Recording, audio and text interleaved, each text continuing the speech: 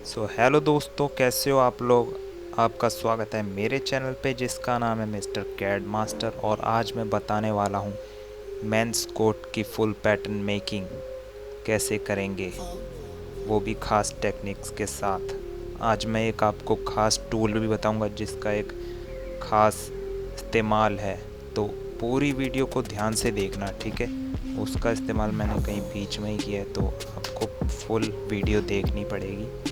और उसके बाद दोस्तों, हम इस पैटर्न को बनाने के बाद इसको 3D में कन्वर्ट करेंगे। मतलब हम इसे 3D में मॉडल को पहनाएंगे और उसमें भी कैसे क्या क्या कंस्ट्रक्शन है, क्या पहले करते हैं उसके बाद क्या करते हैं, ये सब स्टेप बाय स्टेप बताते रहूँगा। वो अगली वीडियो में आएगा, तो प्लीज़ मुझे सब्सक्राइब ज़रूर कर देना और बेल आइकन को भी प्रेस कर देना। तो चलिए गाइस, पहले ले लेते हैं ब्लॉक को।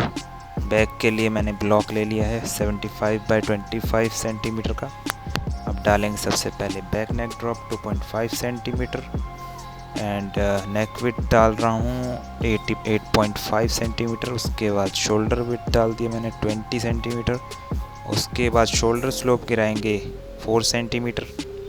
4 सेंटीमीटर गिराने के बाद आर्म होल को स्ट्रेट ले जाएंगे नीचे 22 सेंटीमीटर। उसके बाद एक्रोस बैक को मैंने ले लिया है 37 बाय 2। इसके बाद एक्रोस बैक को इस पॉइंट से मिला दिया है। ग्रेडिंग चेक करने के बाद आर्म होल की शेप, उसके बाद नेक की शेप मिलाएंगे। गाइडलाइन लगा लेता हूँ यहाँ पर। तो ये गाइडलाइन लगाने के बाद हमें गाइड मिलेगा, शेप अच्छी बनती है इससे। तो आप भी ये ट्राई ज़रूर कीजिएगा। तो अब मैं इसका हाफ कर लूँगा, यानी कॉपी करके इसको ऊपर साइड सीम से अटैच कर दूँगा। ये मैंने जॉइन कर दिया इसको। अब ड्राफ्ट टूल लेके इसका साइड सीम का एक लाइन ले लेते हैं। उसके बाद इसको कर्व कर देते हैं जो आर्म होल का बेस साइड सीम का पॉइंट है। अब फ्रंट नेक ड्रॉप के लिए मैं गाइडलाइन ले रहा हूँ और जैसा मैं वैल्यू डाल रहा हूँ वैसा आप भी डाल लीजिएगा। इसके बाद मैंने 5 सेंटीमीटर से डाउन किया है।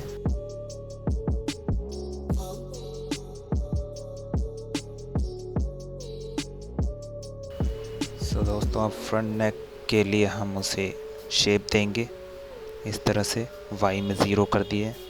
उसके बाद इस पॉइंट को इससे मिलाया ग्रेडिंग करके। अब हम जो इस फ्रंट के शेप को नीचे की तरफ डाउन करेंगे मल्टी मूव से। जो हमने 2.5 सेंटीमीटर बैक नेक ड्रॉप में लिया था उसी को हम इसमें इस्तेमाल किया और फ्रंट को नीचे घसका दिया। उसके बाद वेस्ट का हम मार्क कर लेते हैं। इसे पूरा ऊपर तक मार्क कर लिया इस तरह से। तो दोस्तों, ओवरलैप के लिए हम सेंटर फ्रंट को 1.5 सेंटीमीटर के लिए खींचेंगे। ये मैंने मल्टी मूव लेकर इसे 1.5 सेंटीमीटर आगे की तरफ घसकाया। उसके बाद हम जो है ये शोल्डर लाइन जो है उसको नेक के साथ लेते हुए 1 सेंटीमीटर उधर की तरफ ऊपर की तरफ घसका दिया। उसके बाद एक्रॉस फ्रंट का निशान लगाते हैं। एक्रॉस फ्रंट को भी एडजस्ट कर लिया। अब आर्म होल को थोड़ा शेप में करते हैं अंदाजन, क्योंकि अभी आगे हमें काम करना है। तो आर्म होल को अभी उतना ज़रूरी नहीं है, तो देखने लायक ये मैंने बना दिया है। बाद में इसे ठीक करना होगा। अब देखते हैं जो हमारा लेपल है, लेपल पॉइंट थोड़ा 1 सेंटीमीटर ऊपर की तरफ किया।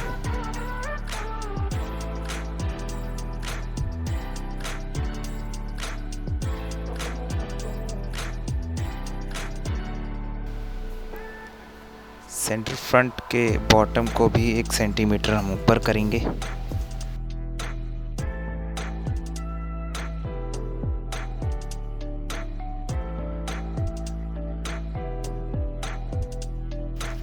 बॉटम में हमें सपोर्ट पॉइंट्स डाल लेने हैं जो नीचे फ्रंट की तरफ कर्व जा रहा है।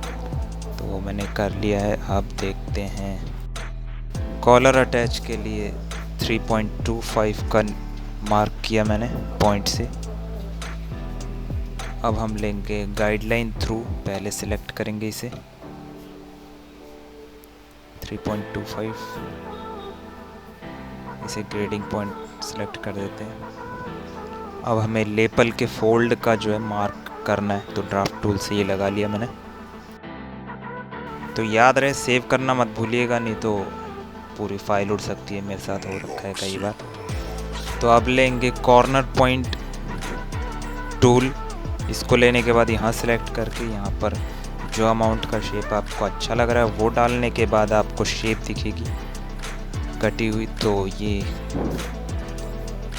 ऐसे करते हैं। उसके बाद हम शोल्डर पॉइंट का जो हिस्सा है उसके सीध में गाइडलाइन लेने के बाद ड्राफ्ट टूल करते हैं, स्ट्रेट लाइन नीचे तक बॉटम में जाके मिलेगी। तो ये मैं कंप्लीट कर लेता हूँ, उसके बाद बताता हूँ।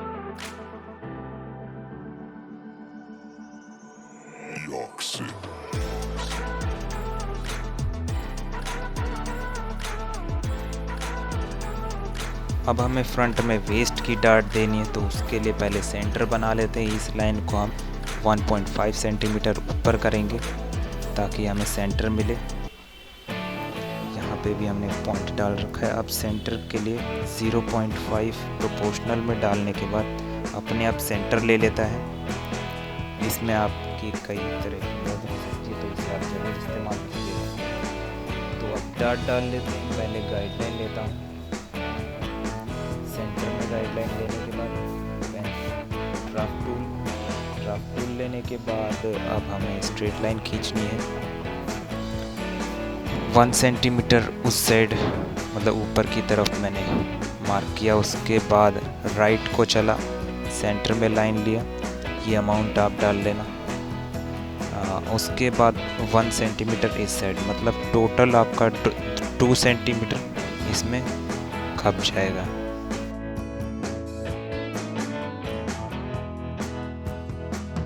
अब इस्तेमाल करेंगे मल्टी मूव टूल को और इसे करेंगे नीचे जो हिप तक जाए, हिप से थोड़ा ऊपर ही, अपर वेस्ट मतलब lower waist and upper hip.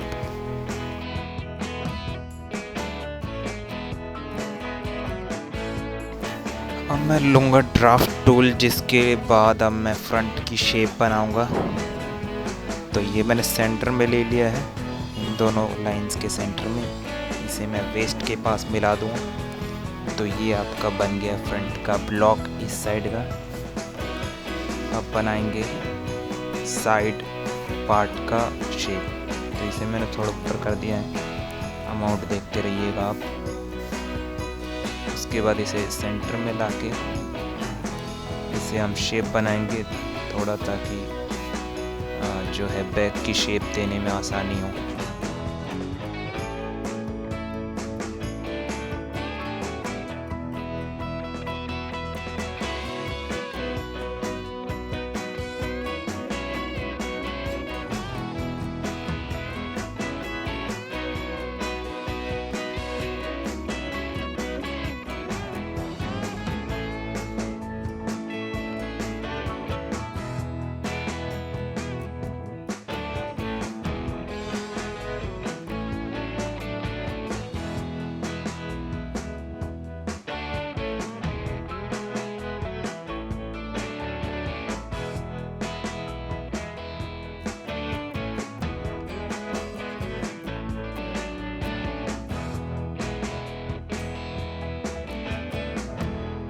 ये मैंने बैक का पार्ट भी बना लिया, जैसा आप देख रहे हैं।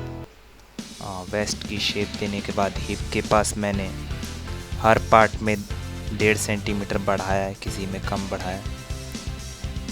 और अब मैं ट्रेस कर रहा हूँ फ्रंट के पैटर्न को, जैसा कि आप देख पा रहे हैं ट्रेसिंग टूल से। जैसे मैनुअल में वो होता है ना व्हील वाला टूल, तो इसमें ट्रेसिंग टूल है, व्हील ट्रेसिंग टूल बोलते हैं इसको, इसमें भी वही इस्तेमाल है। तो ये काफ़ी अच्छा है, व्हील टूल से अच्छा है ट्रेसिंग टूल। तो अब इस्तेमाल करेंगे हम साइड का जो पार्ट है उसे निकालने के लिए। इसको हम मैच कर देते हैं। उसके बाद इसका कर्व मुझे हटाना पड़ेगा, जब जाके ये सीधा होगा। कर्व हटा देता हूँ। अब देखिए इस पार्ट को भी हम निकाल लेंगे बाहर।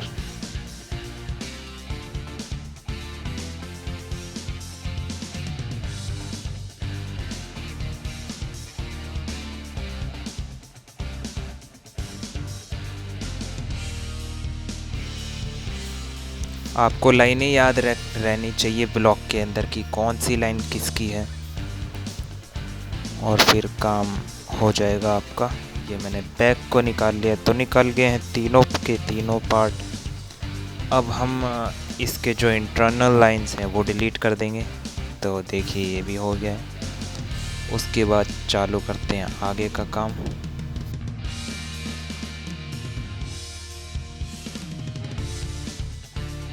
अब मैं आपको एक बहुत ही ख़ास टूल बताने वाला हूँ जिससे हम डार्ट को खोल सकते हैं। जो हमें सेंटर का डार्ट जो दिख रहा है ना आपको, वो खोल सकते हैं। तो ये कुछ इस तरह होगा, इस तरह से हमें पॉइंट्स एडजस्ट करने होंगे। तो जैसा कि आप देख पा रहे हैं, ये मैंने इधर एक कट लाइन बना लिया है। मान लीजिए यहाँ पर वेस्ट से लेके हमने सेंटर पे लाए, फिर ऊपर चेस्ट की तरफ ले गए, ऊपर की तरफ। तो ये कुछ इस तरह से कट।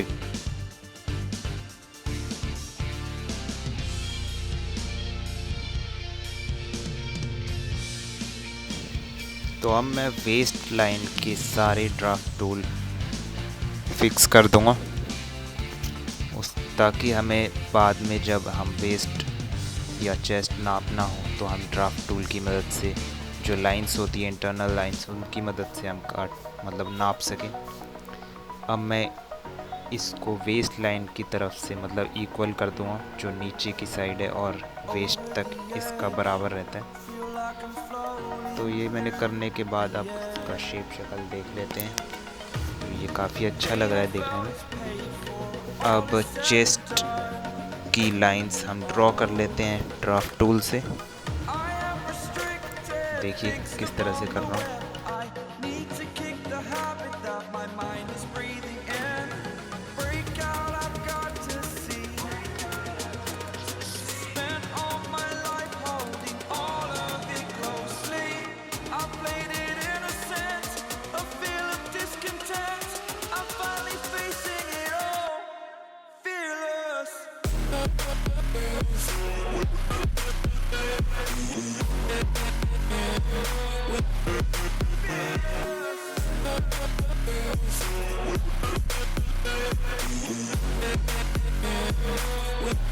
फ्रंट पार्ट और साइड पार्ट का काम होने के बाद आप बैक की सेंटर बैक की जो शेप है वो भी मेंटेन कर देते हैं।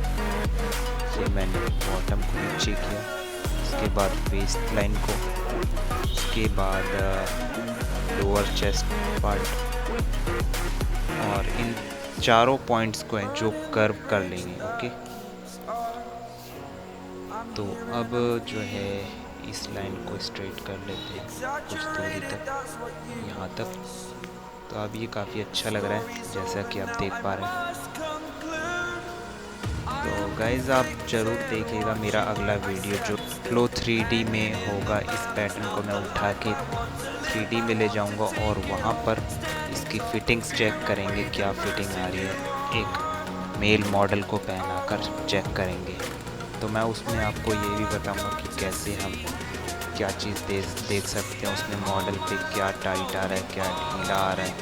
तो वो सब भी हम उसमें देख सकते हैं।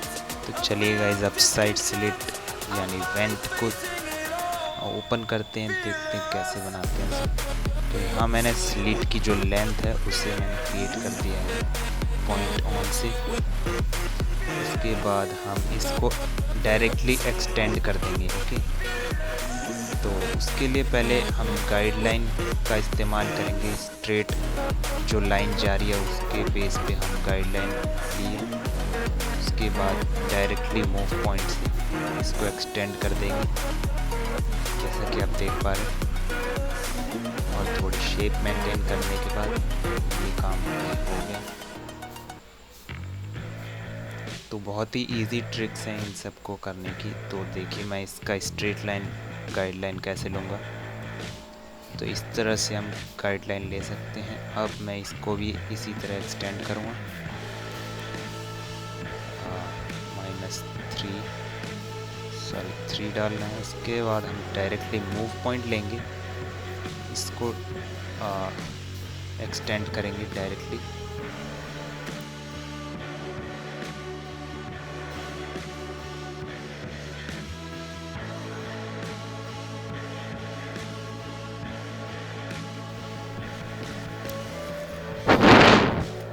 तो दोस्तों अब इसका साइड जो है हम मिला लेते हैं।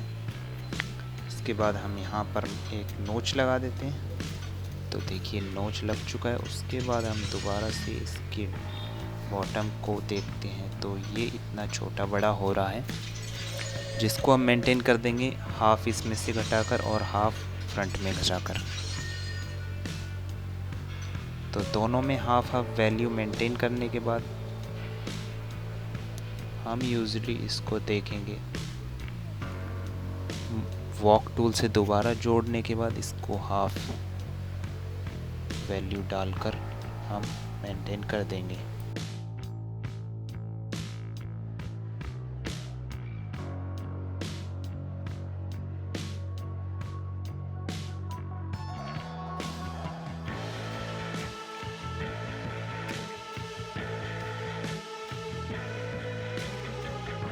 तो चलिए दोस्तों अब बनाते हैं कॉलर। और कॉलर बनाने से पहले हमें पता होना चाहिए नेक का मेज़रमेंट पैटर्न के अंदर कितना आ रहा है। तो देख लेते हैं इसे। इन दोनों को प्लस करने के बाद ये कितना हो रहा है। तो इसका पैटर्न हम डायरेक्टली ड्राफ्ट टूल लेंगे। उससे पहले हम इसको गाइडलाइन से स्ट्रेट लाइन की तरह गाइड की तरह इस्तेमाल करेंगे। तो देखिए किस तरह करते हैं। ये मैंने 2 पॉइंट सेलेक्ट किए थे, उसके बेस पर हमारा गाइडलाइन जो है अटैच हो गया है। अब डायरेक्टली हमने पेंसिल टूल लिया, उसमें हमने जो है नेक का जो मेज़रमेंट आ रहा था उसका हमने डायरेक्टली डालकर कर बनाया है थोड़ा। देखिए गाइस मैं इस टूल को गाइडलाइन थ्रू को दोबारा इस्तेमाल करूँगा। अब मैं इसका परपेंडिकुलर एंगल बनाकर उसका जो है अटैचमेंट जो होता है लेपल पॉइंट बोलते हैं, कॉलर पॉइंट को हमने दोनों का इक्वल लिया है 3.25। तो अब हम इसका सेंटर लाइन कैसे बनाएं, तो वो इस तरह से बनाएं कि जो हमने गाइडलाइन हमने सेंटर किया था नेक पॉइंट के पास, उस इंटरनल लाइन को सिलेक्ट करने के बाद गाइडलाइन थ्रू में गए। उसके बाद कॉलर विड्थ को हमने जो है डिस्टेंस डालने के बाद एक डबल गाइडलाइंस बनाई और एक को हमने जो है परपेंडिकुलर कर दिया 90 डिग्री में, जो दोनों गाइडलाइंस हम इस्तेमाल कर सकें स्ट्रेट लाइन बनाने के लिए, सेंटर लाइन बनाने के लिए। तो आप देख पा रहे हैं ये कॉलर भी हमारा आसान तरीके से, बहुत ही आसान तरीका तैयार हो चुका है। इसमें कोई अंदाज़ा नहीं है, एकदम एक्यूरेट और आसान तरीका बताया। तो आप इसे कहीं भी इस्तेमाल कर सकते हैं, गाइडलाइन थ्रू बहुत ही काम की चीज़ है। तो अब इसे बाहर खींच लेते हैं और इसको हाफ खोलने के बाद इसकी का ड्रेन लाइन जो है ठीक कर लेते हैं। उसके बाद इसको रोटेट कर लेते हैं। तो ये सीधा हो चुका है। अब हम इसका जो है इंटरनल जो लाइनिंग होती है, लाइनिंग तो यही है, इसके अपर पार्ट को बना लेंगे जो अंडर बैंड होता है।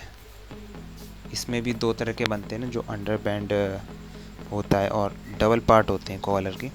तो उसको हम डिवाइड कर लेंगे कुछ इस तरह से। पहले मैं कॉपी कर लूँगा इसको, ये मैंने कॉपी करके निकाल लिया है।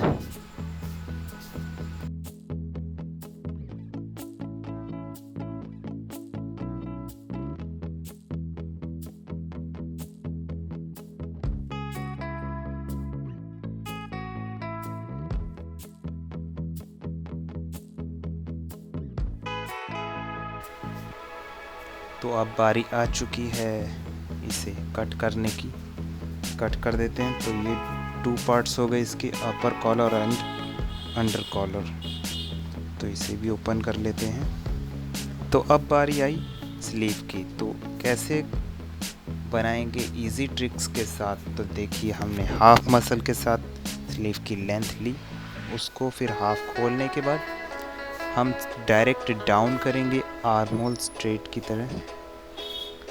तो ये मेरा पॉइंट बन गया है अंडर बाइसेप की पॉइंट। उसके बाद गाइडलाइन की मदद से हम स्ट्रेट गोल लेंगे। ये कुछ इस तरह शेप बनाई हमने। उसके बाद ये इजी ट्रिक्स।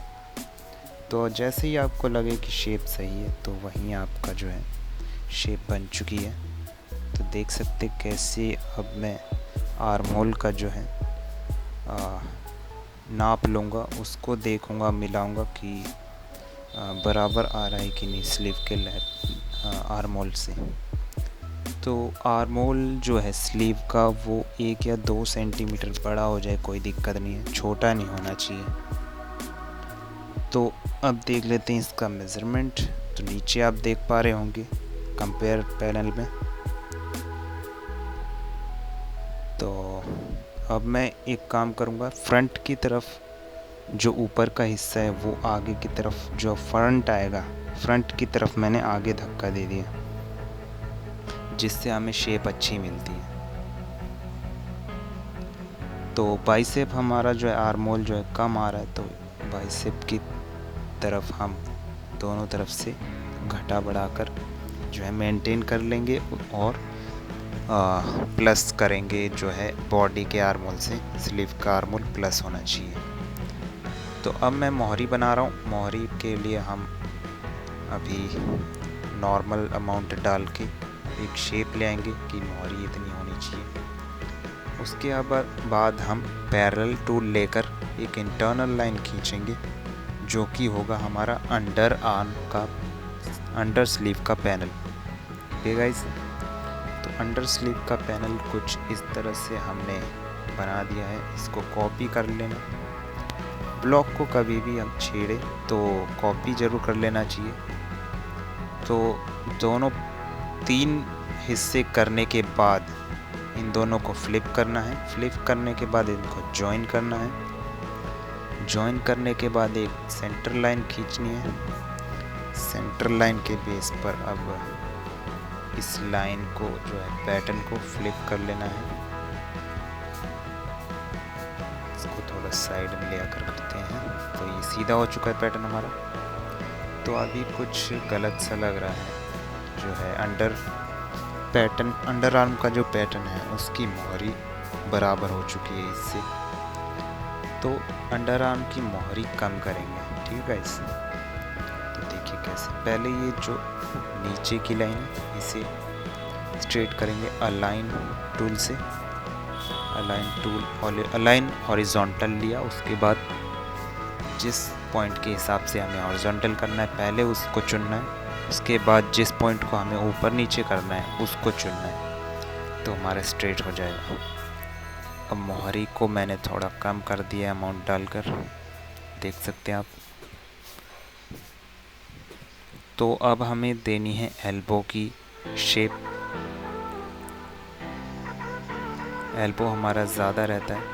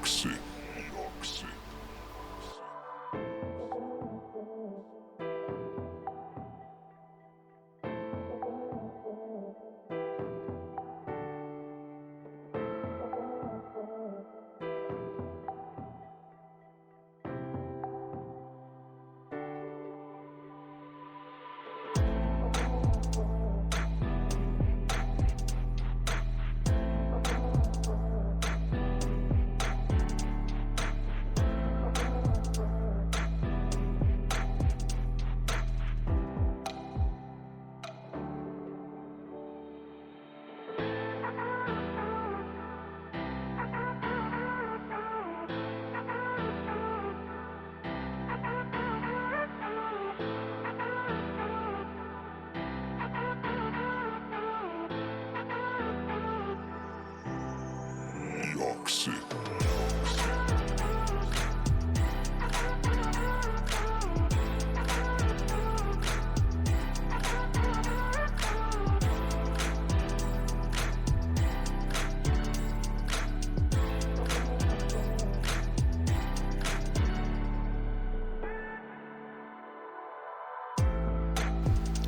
देखा दोस्तों आपने कितनी इजी ट्रिक्स के साथ हमारा जो स्लीव का पैटर्न वो तैयार हो चुका है। तो अब हम इसकी शेप शक्ल भी देख लेते हैं मिलाने के बाद कैसा लग रहा है। तो बहुत ही प्यारी शेप है जैसा कि आप देख पा रहे हैं, ये देखिए। तो अब इसका जो है मोहरी के पास से जो फ्रंट की तरफ जो हमारा पार्ट आएगा मोहरी के पास, उसको हम ऊंचा कर लेंगे।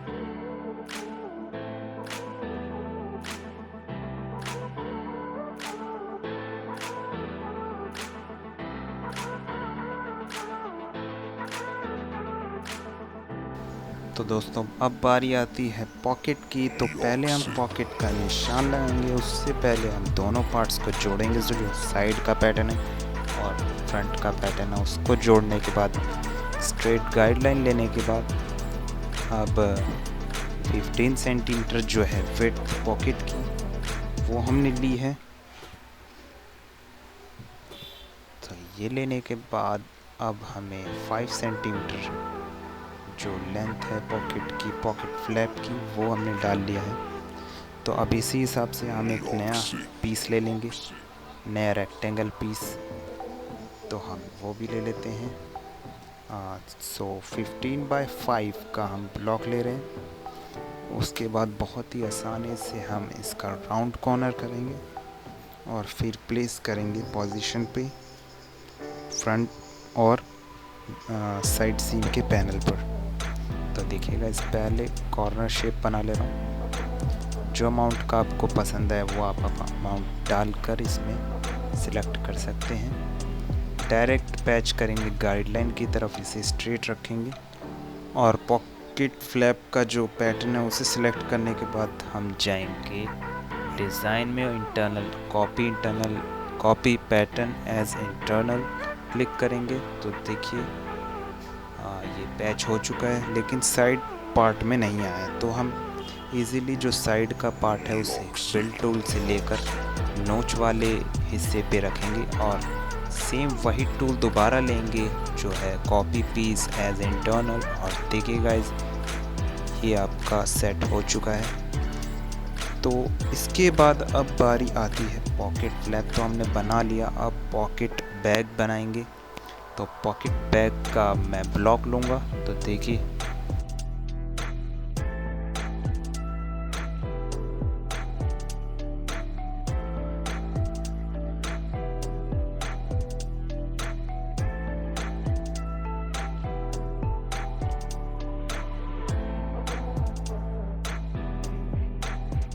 पॉकेट बैग नॉर्मली आप अपने किसी भी जेब को चेक कर सकते हैं, उसकी लेंथ और विड्थ उस हिसाब से ले सकते हैं। लेकिन यहाँ विड्थ जो है हमारी पॉकेट फ्लिप की जो थी 15 थी, तो इसकी हमने ली है 1 बोथ साइड हमने इंक्रीज़ किया है। तो ये हो गई 15 + 2 17, मतलब 17 टोटल विड्थ हमारी। तो ये लेने के बाद हम बोन का जो है ये हमने हाफ सेंटीमीटर का बना लिया है।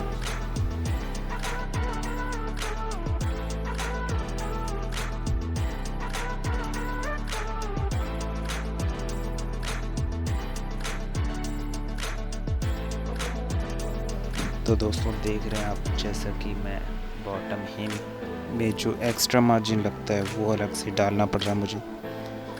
तो देखिए कैसे करते हैं। ये मैंने डाल दिया है।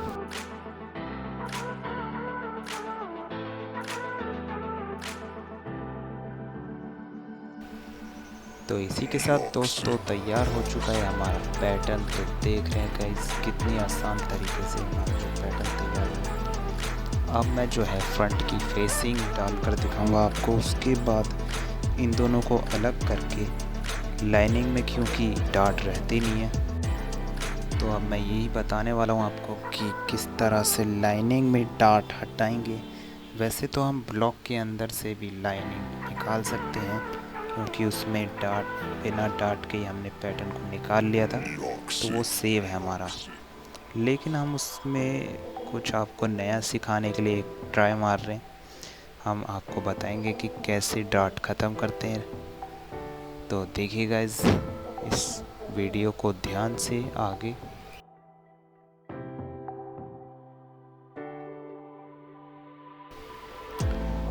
तो मैं आपको ब्लॉक दिखा देता हूँ। अगर आपको जल्दी तरीका चाहिए तो आप इसमें से निकाल लीजिएगा, और अगर नहीं तो आपको इसमें से क्लोज़ करना होगा। तो आपको चाहिए रोटेट सेगमेंट टूल।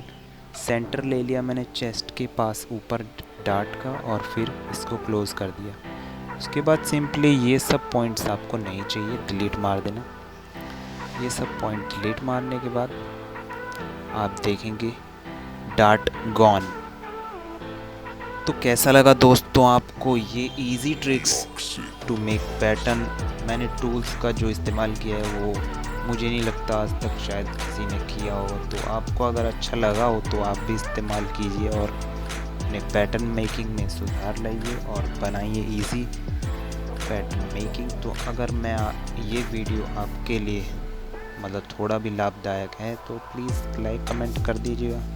और आपका कोई सवाल है इस वीडियो को लेकर तो उसमें आपको कमेंट करना ही है। आप क्वेश्चन पूछिए, मैं उसका जवाब ज़रूर दूंगा। तो चलिए आगे वीडियो देखते रहिएगा।